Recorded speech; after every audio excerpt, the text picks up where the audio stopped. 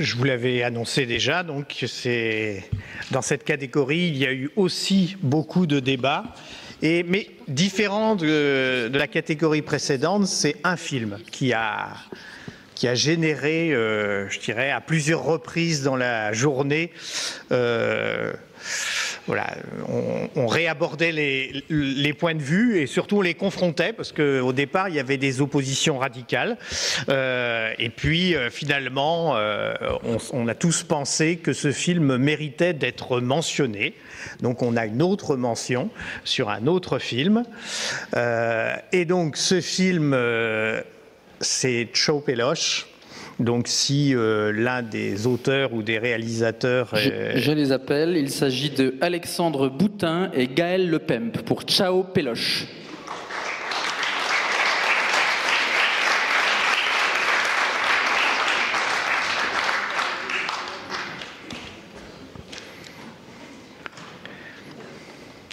Alors, juste un mot sur ce film. Alors, le titre...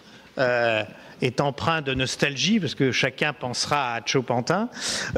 Et effectivement, c'est l'histoire de la disparition de la pellicule, puisqu'on est dans un festival de films et qu'effectivement, aujourd'hui, dans une salle, c'est un projecteur numérique qui diffuse. Et donc, c'est sur la disparition d'un métier, celui de projectionniste. Voilà, c'est un sujet. Il y a surtout, je vais le dire, des hommes, une émotion qui traverse le film, même si par ailleurs, et c'est pour ça qu'il n'y a pas eu le prix, il a quelques défauts. Mais voilà, il y a un moment donné où on s'est dit... Il est particulier, il n'est pas dans le moule du paysage, donc il faut quand même soutenir ce genre d'initiative. Ça nous paraît intéressant parce que effectivement, c'est une manière de parler aussi d'un objet et d'un point de vue sur ce qui fait nos métiers, c'est-à-dire le cinéma, la référence au cinéma. Bon, puisque j'ai la parole, j'irai juste une mention sur ce très beau passage sur le collectionneur de films. Et rien que pour ça, voilà, je trouve que la mention est méritée. Merci.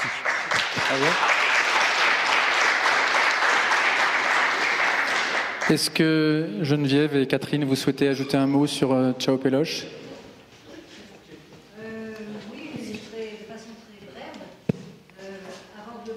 Après, ça sera plus simple peut-être. On fera les remarques après parce que je l'ai trouvé, comment dire, très joliment amené, etc. Il y a plein de choses que j'ai bien aimées. Et puis en même temps, comme dirait quelqu'un dans l'actualité, quelque chose qui m'a semblé un peu bancal par moment parce que j'ai eu l'impression que vous n'aviez pas choisi votre angle. Et on en reparle après si vous voulez. Alors, votre petit mot de présentation et puis on va, c'est par le film, si vous voulez présenter le film et puis on va le regarder. Alors, du coup, je vais peut-être commencer par dire dans quelles conditions le film a été fait. Je l'ai commencé en tant qu'étudiant, parce qu'à la base, c'est un film de fin de master. Et bon, le master, je ne l'ai pas terminé, parce que j'ai été en cours de route employé par l'université de Paris 8. Et donc, j'ai commencé le film en tant qu'étudiant et je l'ai fini un petit peu par... la force des choses en tant que technicien audiovisuel à la fac. Poste de technicien, l'une de mes responsabilités là-bas, c'est de m'occuper des projections hebdomadaires du Ciné-Club. Donc, vous allez voir que le métier de projectionniste a été remis en question avec l'arrivée du cinéma numérique. Donc j'ai été projectionniste, puis j'ai perdu mon emploi et c'est assez étonnant de constater, ça me questionne toujours un petit peu de voir que le fait d'avoir retrouvé un emploi à la fac en tant que technicien, en fait, je me suis retrouvé à refaire de la projection, chose sur laquelle j'avais fait plus ou moins une croix à la base. Voilà. Donc, il faut expliquer qu'à votre université, on projette encore des films en pellicule, c'est bien ça. Hein. Donc c'est suffisamment rare pour le souligner. C'est ça. On fait aussi des projections en numérique, évidemment, mais on fait des projections en 35 mm et en 16 mm. Il y a différents formats, etc. Et ça, par contre, c'est quelque chose que j'ai fini par intégrer dans le film, puisque on s'est permis un petit featuring de la cabine de projection de Paris 8.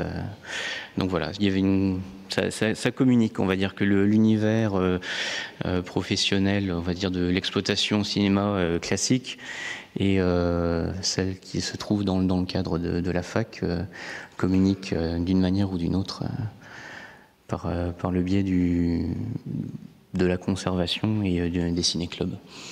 Voilà. Merci. Alexandre ? Juste dire un mot.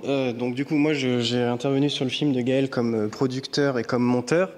Et moi, je suis réalisateur audiovisuel au service communication de l'Université Paris 8. Et du coup, je rebondis par rapport à ce que vous disiez sur les formats un peu créatifs. C'est vrai que je trouve que quand on est audiovisualiste à l'université, on est souvent confronté à la question de la créativité et à la question du savoir-faire audiovisuel. Et moi, j'ai la chance d'être dans un service où on a beaucoup de liberté. C'est nous qui avons fait le film sur les 180 secondes de la thèse. Donc on a la chance de pouvoir exploiter un petit peu cette liberté, mais on l'a pas toujours.